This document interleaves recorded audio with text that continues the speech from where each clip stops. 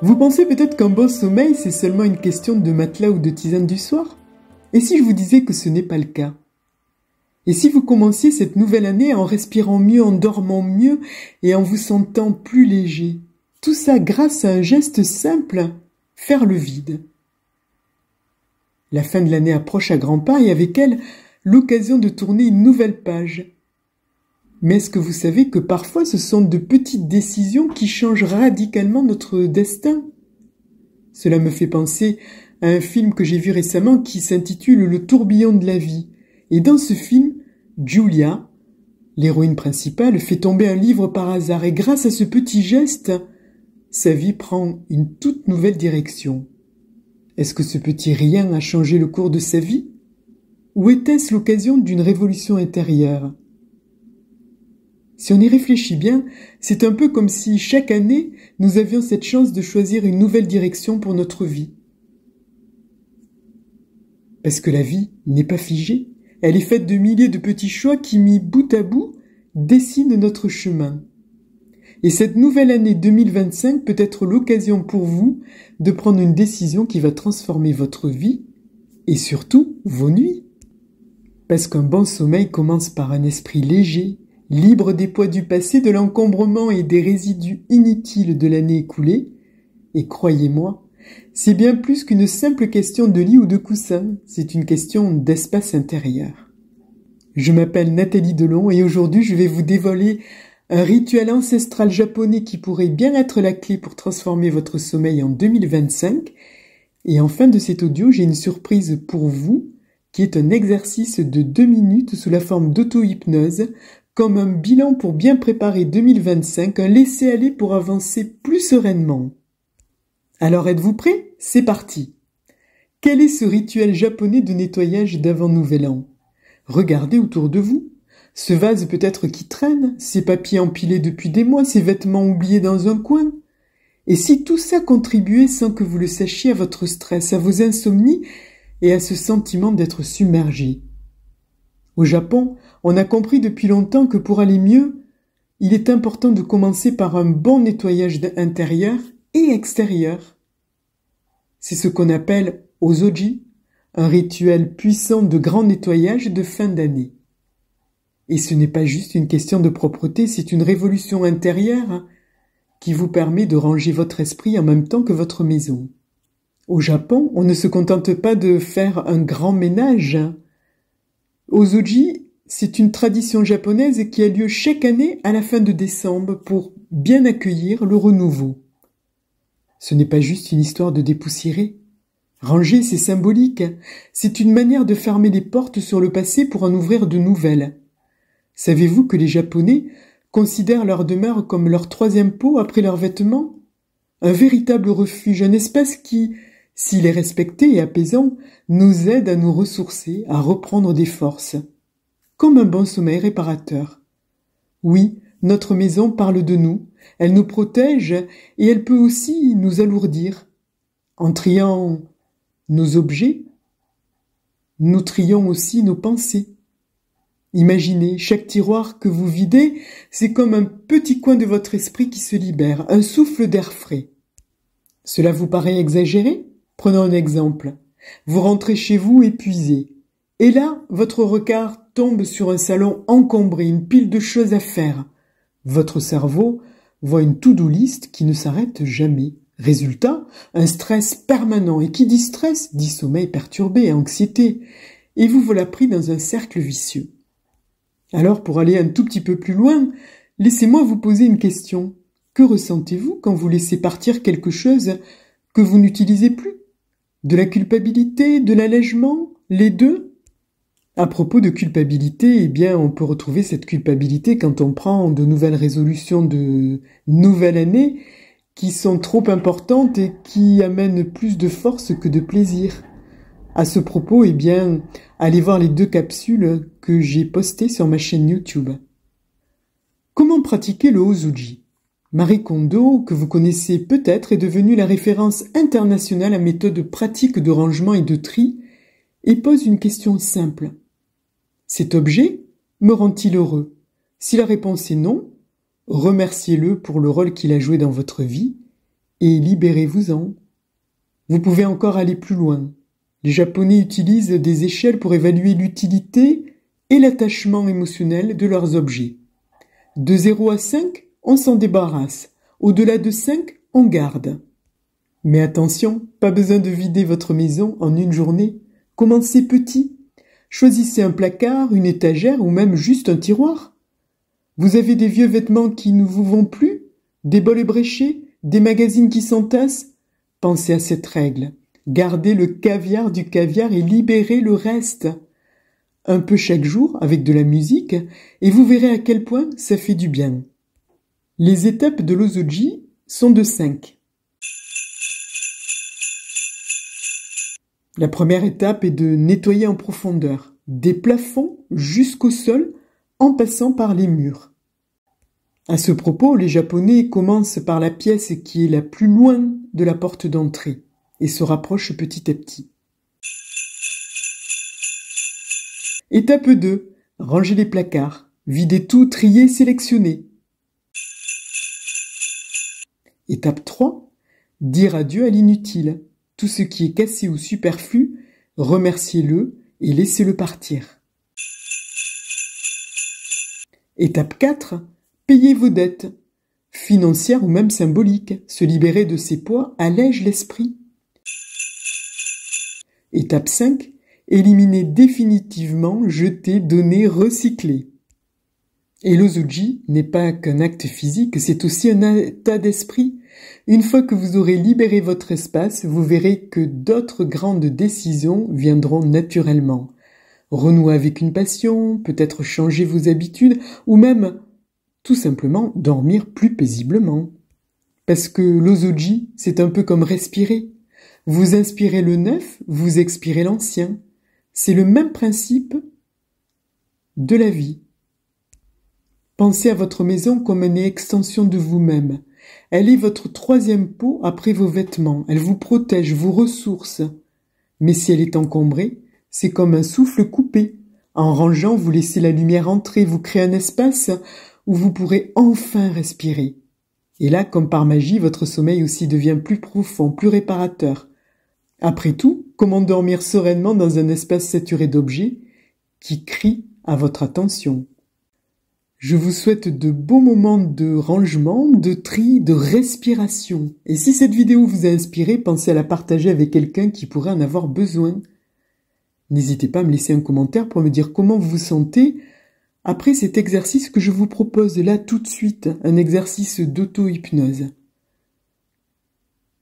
Le temps que vous continuez de vous installer bien confortablement, que ce soit assis ou dans une autre position que je n'ai pas nommée, je vous propose de réfléchir à la question suivante.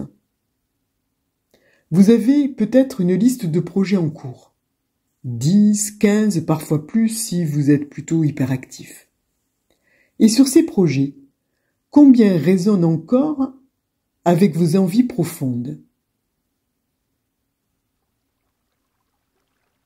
Si certains ne vous intéressent plus, sachez qu'il est tout à fait acceptable de les abandonner.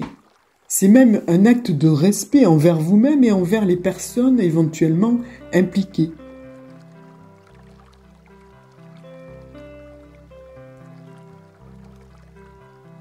Vous êtes libre de communiquer simplement votre décision avec bienveillance et d'expliquer le pourquoi de votre abandon de ce projet aux personnes qui sont impliquées. Ce n'est pas un échec, c'est une libération. Alors là, tout de suite, je vous propose, soit de prendre une feuille, soit de dresser mentalement 2 colonnes. Dans la première, listez les projets ou engagements qui ne vous font plus vibrer, pour lesquels, là tout de suite, vous n'avez plus réellement de plaisir, vous ne ressentez plus d'élan.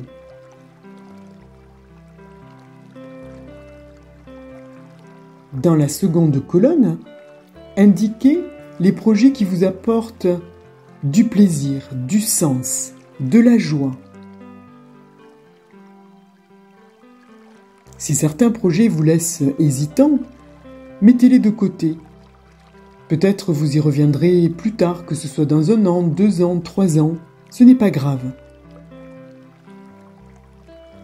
En faisant ce tri, vous libérez de l'espace pour retrouver peut-être des projets que vous aviez laissés en suspens et qui pourraient à nouveau vous inspirer. L'important, c'est de choisir des chemins qui ont du sens pour vous.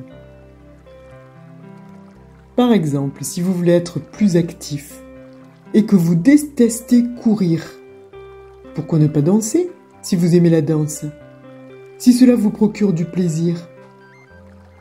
De mon côté, j'aime bien danser tous les matins. Ce qui est important, c'est d'avoir des petits plaisirs au quotidien. C'est essentiel. Maintenant que vous avez mentalement, peut-être vous avez encore besoin d'un tout petit peu de temps et vous pouvez mettre sur pause, trier en 2 colonnes ou 3 colonnes, ce qui est important pour vous, ce qui l'est moins et les choses sur lesquelles vous doutez encore. Je vous propose de fermer vos yeux et de prendre une bonne et grande inspiration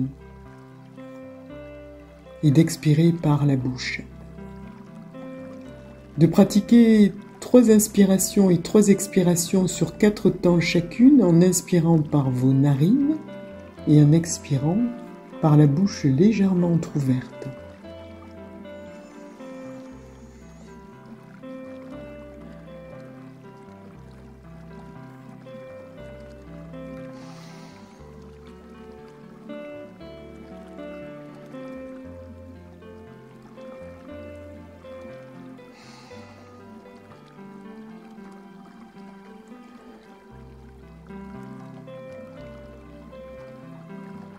Et maintenant, je vous laisse imaginer un espace en vous, encombré, peut-être rempli de boîtes ou de tiroirs fermés.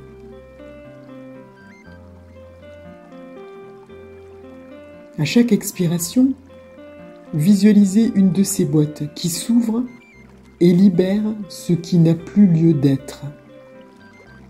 Peut-être un projet, une pensée, une émotion, ou toute autre chose que je n'ai pas nommée. Prenez le temps de remercier tous ces éléments pour tout ce qu'ils vous ont apporté. Et puis imaginez que tous ces éléments, à chaque expiration, se dirigent dans un ballon qui gonfle petit à petit de mieux en mieux puisque tous ces éléments se réunissent. Et donc tous ces éléments, petit à petit, gonflent ce ballon. Un élément et un autre, un élément après un autre.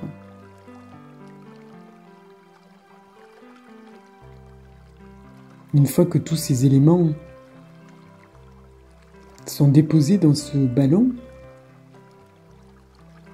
se referme de lui-même. Et puis, avec une bourrasque de vent, ce ballon commence à s'élever, à prendre de la hauteur. Il continue de s'élever, de s'éloigner, de prendre de la distance. Il continue de s'éloigner encore, peut-être en jouant avec le vent, peut-être encore en faisant toute autre chose.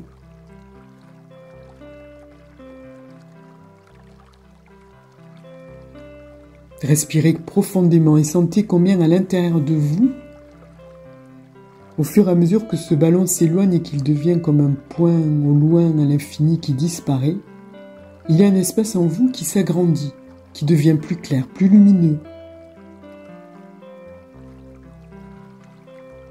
Et maintenant, ce que je vous propose, c'est de visualiser ce que vous souhaitez garder, les projets ou envies qui vous font vibrer. Donnez-leur toute la place dont ils ont besoin. Peut-être en les symbolisant sous forme de couleurs, d'un objet ou toute autre chose à l'intérieur de vous, dans un espace en vous.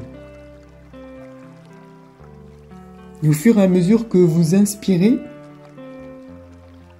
tous ces éléments prennent leur place, automatiquement, sans rien d'autre à faire que de laisser faire, et s'installent.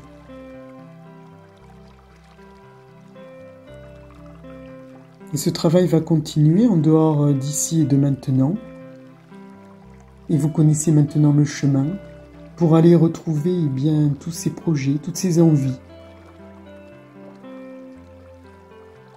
Peut-être en ajouter d'autres ou peut-être en enlever. Et quand vous êtes prêt, quand ce sera le bon moment pour vous, quand vous aurez bien visualisé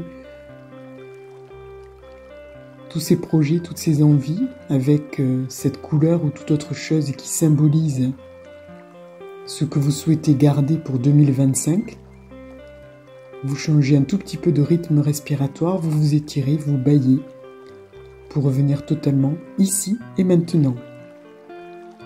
Prenez bien soin de vous et laissez la magie du vide opérer.